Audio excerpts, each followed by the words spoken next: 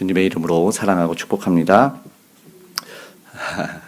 오늘 함께 읽은 욥기 1장 13절에서 22절의 말씀을 통해서 고난 속에서 드러나는 신앙이라는 제목으로 하나님의 말씀을 증거하려고 합니다. 오늘 본문의 시작을 딱 보면 1장 13절 하루는 이렇게 시작을 하죠. 하루. 평범한 말인데 사실은 특별한 징조도 없고 어떤 경고도 없는 말인데 이 하루는 이라는 말 뒤에 오는 것이 인생의 욥의 삶을 완전히 송두리째 바꾸는 일이 일어나는 걸 쏟아집니다. 이 사건들이. 그러니까는 어느 날 갑자기 이런 말로 바꿀 수가 있겠네요. 욥은 하늘에서 어떤 일이 일어났는지를 전혀 모르겠지요. 왜 이런 일이 일어났는지, 자신에게 왜 이런 일이 임했는지. 그저 평범했던 하루가 설명할 수 없는 그런 고난의 날이 됩니다. 우리도 살다 보면은 마른 하늘의 날벼락이다 이런 말이 있잖아요. 그러니까는 평범했던 하루에 인생을 갈라놓는 엄청난 일들이 쏟아져 일어나는 것이죠. 준비되지도 않았던 날에 이유를 알 수 없는 방식으로 갑자기 그런 고난이 찾아올 때가 있는 거예요. 연이어 닥치는 고난. 본문을 보면은 욥에게 임한 고난을 갑자기 연이어서 일어납니다. 갑자기 한 사람이 말을 마치기도 전에 이 사환 종이 다른 사람이 들어와요. 14절에 처음 사환이 들어와서 소식을 전하고 16절부터는 3번이나 반복되는 말이 보시면 아직 말하는 동안에 틈도 이렇게 주지 않고 다음 사건을 맞아들이는 일을 보고 있어요. 14절에 소가 낙이랑 약탈을 당하고 16절에는 양과 종들이 하나님의 불로 소멸이 됐고 17절에는 낙타를 빼앗기고 종들이 죽임을 당했다고 합니다. 그리고 19절 마지막엔 자녀들이 한순간에 10명의 자녀가 모두 죽었습니다. 이 네 사건은 욥의 삶을 지탱했던 그 삶의 기반이 무너지는 일들이겠지요. 이거는 어떤 재산의 상실, 그리고 삶의 기반이 무너졌다고 볼 수 있겠네요. 이거는 욥이 사실은 시가서로 분류를 해요. 역사서나 어떤 선지서가 아니라 우스 땅으로 시작을 했죠. 우스 땅에 욥이 살았는데 그 우스 땅은 뭐냐면 에서의 후손이 살던 지역이에요. 에서는 우리가 알지만 이 수렵 채취를 하는 그런 민족이었어요. 사냥을 하면서. 그런데 그런 민족 문화에서 정착을 했다라는 만약에 이야기라면 얼마나 열심히 이렇게 살았던 사람이고 그의 기반, 이 소와 양, 낙타, 나귀 이런 것들을 모으면서 살았다는 것이 얼마나 어려운 일이었는데 근데 그가 가졌던 모든 것들을 한 번에 상실했다는 것은 돈의 문제가 아니죠. 일상, 살, 기반이 무너진 거예요. 당연하게 여겼던 그런 구조가 무너지면은 얼마나 힘든지 모르죠. 우리도 누리던 있던 어떤 평범한 삶이 무너질 때 상실감이 엄청나지 않습니까? 무엇을 잃었을 때 더 이상 그 이전의 삶으로 들어가기가 너무 힘들다 이렇게 열어질 때 사람은 다 무너져 버려요. 그냥 몸도 마음도. 그래서 종종 사업에 실패를 하고 또 채무에 못 견디다가 또 삶을 포기하는 안타까운 소식들이 가끔 종종 들리지 않습니까? 그게 전부 동일한 것 같아요. 그러면 안 되는데 이 포기하는 것이 우리 곁에서도 그런 일들이 사실은 일어나지 않아야 되는데 라는 생각을 해보게 되죠. 왜냐하면 물질 힘들지만 전부는 아니잖아요. 삶에 있어서. 그래서 오늘 우리가 이런 일들로 인해서 일어나지 않았으면 좋겠다. 그리고 우리가 낙심한 이들을 위해서 기도해 주셨으면 좋겠다. 이렇게 원하고 있습니다. 또 힘이 삶의 기반이 아니라 가지고 있던 힘과 어떤 능력이 그냥 떠나간 거죠. 종을 잃었다는 것이 그리고 그 영향력과 보조력인 힘이 되잖아요. 그것이 다 사라진 거예요. 통제할 수 있고 보호를 받을 수 있었던 그 모든 것이 날아갔어요. 그래서 우리도 이런 상황이 겹치면 마음까지 한 번에 확 무너져 내리죠. 그래서 지금 서 있는 욥이 그런 모습이다라는 것을 우리가 알게 됩니다. 그런데 여기서뿐만 아니라 보면은 이 권위와 존경도 무너지는데 스바 사람, 갈대아 사람이 침략을 했어요. 동방에서 의인이었는데 그러면 존경을 받던 사람이잖아요. 그런데 그가 가졌던 권위가 상실한 거죠. 이 한순간에 이 존중받고 존경받던 이가 이제 약탈을 당해버리니까 얼마나 나를 무시하냐, 나의 인격이 사라졌냐 이렇게 되는 것이죠. 그러니까 한순간에 사람들의 시선이 바뀔 때가 있지 않습니까? 이러면 물질 잃었을 때보다 사실 더 큰 상처를 받아요. 그렇지 않습니까? 사람에게 이러한 상처를 받고 그리고 나를 따르고 섬기던 사람들한테 상처를 받으면 정말 음식도 돌 씹는 것 같다는 말처럼 그런 마음인 거죠. 욥이 그런 것 같아요. 이런 일들이 사실 삶에서도 있고 저도 목회를 하다 보면 그런 일들이 있더라고요. 문자를 한번 예전에 받은 적이 있는데 아주 잘 따르던 분이 동생처럼 뭐 이렇게 해서 잘 따르던 분이 갑자기 문자로 와서 그쪽 교인들을 보면 얼마나 뭐 화가 나는지 모르겠다 이렇게 문자를 받아서 얼마나 상실감이 크는지 모르겠어요. 어떤 오해 때문에 당연히 그렇겠지만 그러면 충격이 적지 않더라고요. 뭘 이런 것도 아닌데 마음이 그렇게 오더라고요. 참된 존경과 권위가 왜 사라지냐면 사실은 오늘만 봐도 약탈하는 죄악이 여전히 존재하는 한 그런 것 같습니다. 우리 안에 있는 그런 미움, 죄악 탐욕이 밀려 있어서 그런 것 같다는 거죠. 그러면서 하나님의 큰 불과 바람이라는 것에서 여기서 더 견디기 힘든 건 뭐냐면 이 사건 4가지 사건 중에 2가지 사건이 천재지변이라는 거예요.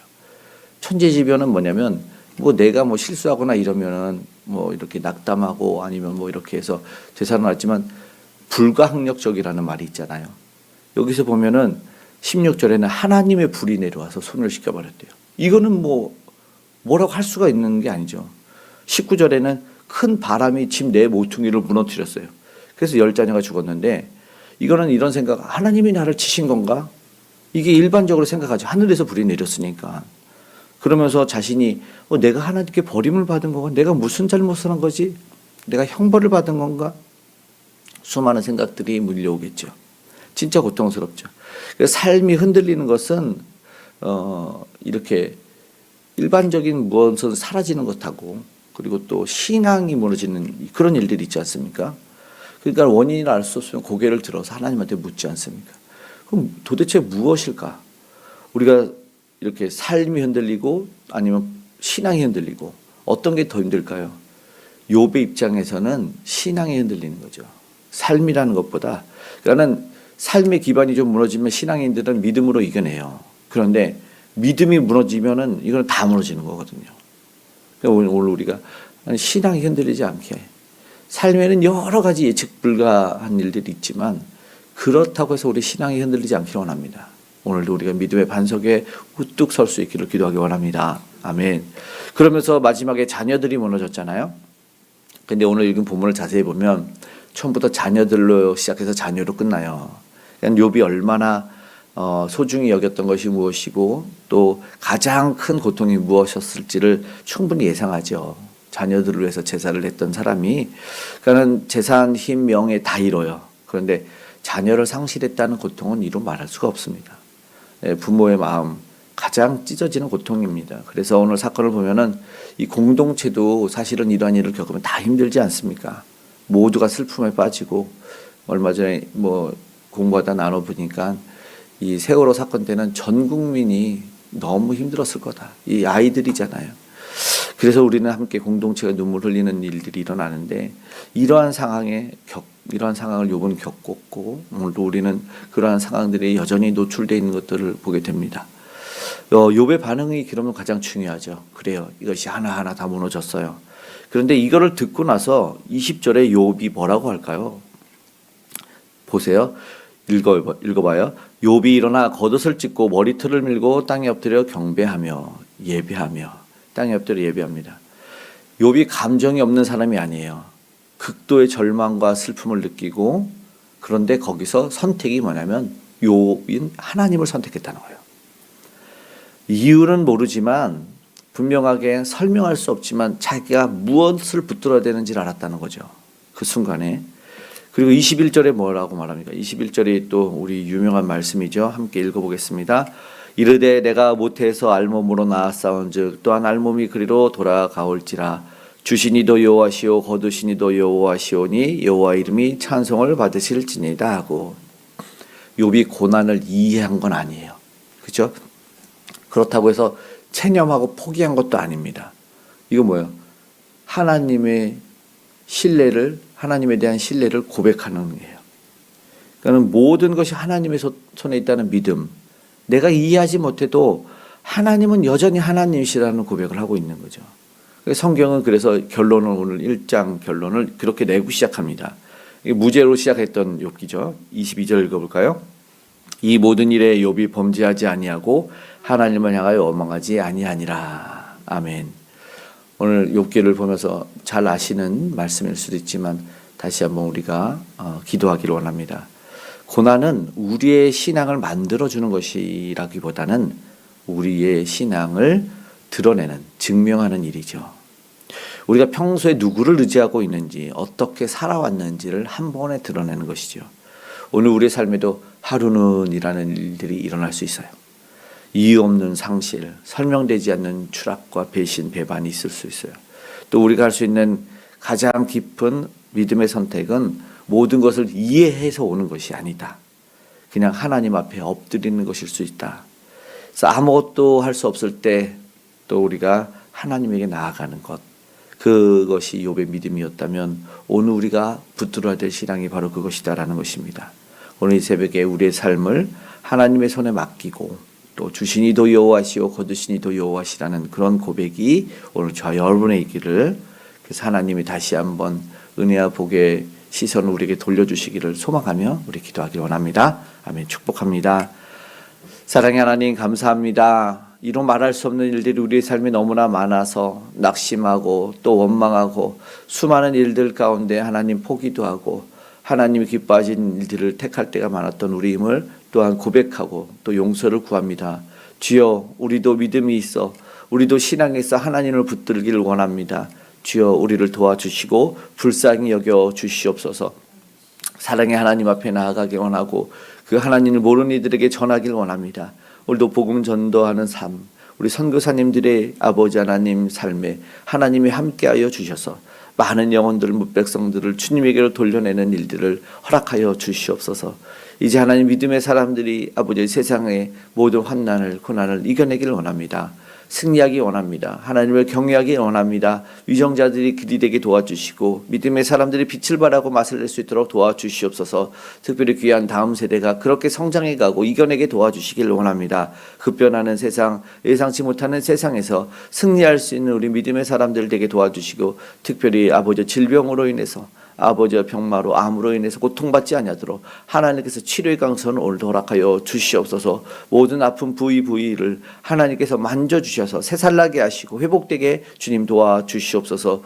무엇보다 모든 관계의 회복도 허락하여 주시고, 또 하나님 아버지 잘못된 것들을 붙잡는 이들이 있습니다. 아버지 허탄한 우상이 무너져 내리기 원합니다. 북녘도 주님에게 돌아오는 일들이 일어나 아루는 복음의 통일까지 이루어질 수 있도록 주께서 함께하여 주시옵소서. 우리도 간절한 마음으로 우리의 기도의 제목을 하나님 앞에 아뢰고 고백합니다. 주여, 가장 좋은 것으로, 선한 것, 귀한 것으로 허락하시고 응답하여 주시옵소서.